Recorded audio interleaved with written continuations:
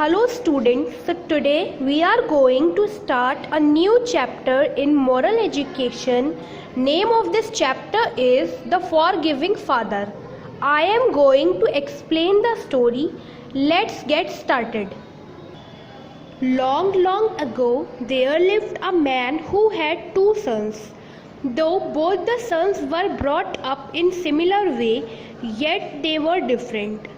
While the elder one was hardworking, the younger one was too lazy. एक story यहाँ पर start हो रही है. काफ़ी टाइम पहले की स्टोरी है, वो काफ़ी पुरानी बात है. एक मैन था और उनके दो बेटे थे. There lived a man who had two sons. एक मैन थे और जिनके दो बेटे थे. दोनों ही बेटे जो हैं they were brought up in similar way. दोनों ही एक ही तरह के एटमॉस्फेयर में एक ही एटमॉस्फेयर में एक साथ ही दोनों बेटे बड़े हुए थे. Yet they were different. फिर भी वो डिफरेंट थे. अब क्या डिफरेंस है देखिए. While the Elder one was hard working, the younger one was too lazy. अब डिफरेंस उनमें ये था कि जो बड़ा वाला बेटा था एल्डर वन, वो हार्ड वर्किंग था. The younger one was too lazy. और जो यंगर वन था यानी जो छोटा बेटा था वो बहुत ही लेजी था.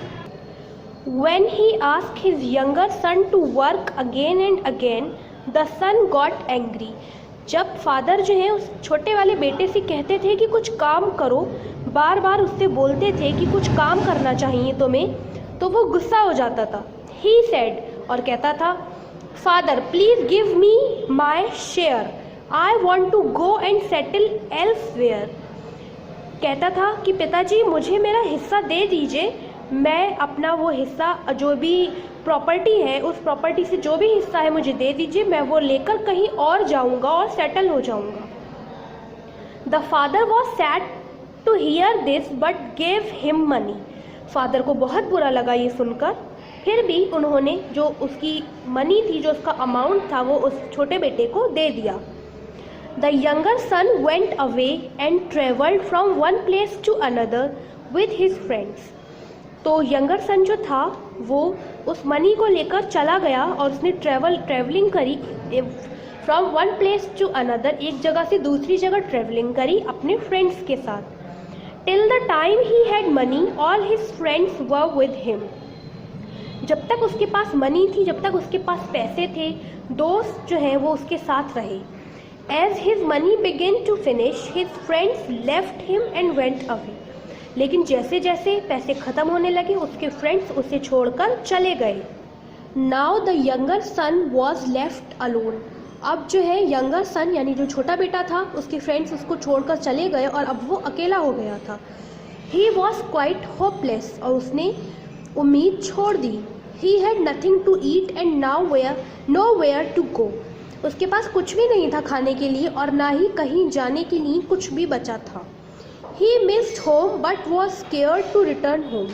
वो घर को और सभी लोगों को बहुत मिस कर रहा था, पर वो बहुत डर रहा था घर जाते हुए. ही thought that his father would not forgive him. और उसने सोचा उसके पिता उसे कभी भी माफ़ नहीं करेंगे. Then he thought, I have hurt my father and wasted all his money. मैंने अपने पिता को बहुत ही हर्ट किया और उनकी सारी मनी वेस्ट कर दी. He has the right to get angry. बिल्कुल उन्हें पूरा अधिकार है मुझ पर गुस्सा होने के लिए. मुझसे गुस्सा है, वो बिल्कुल सही गुस्सा है क्योंकि मैंने उनके सारे जो भी मनी थी वो सब वेस्ट कर दी. But I shall go and ask for forgiveness, so he decided to go back home. लेकिन वो सोचता है कोई बात नहीं, फिर भी मैं घर जाऊंगा और उनसे माफ़ी मांगूंगा. और ये सोचकर वो जो है यंगर सन घर चला जाता है. At home the father too was very sad. और घर पर जो उसके फादर हैं, जो पिता हैं, वो भी बहुत ही उदास होते हैं.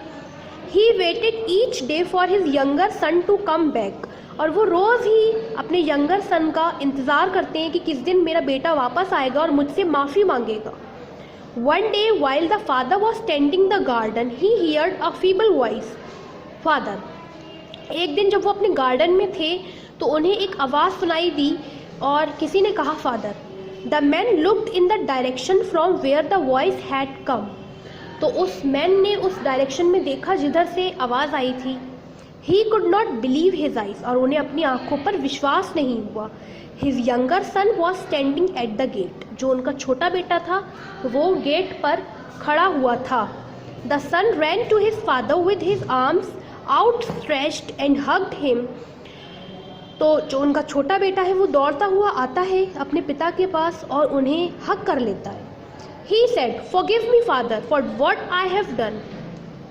I have hurt you, but I promise to change myself."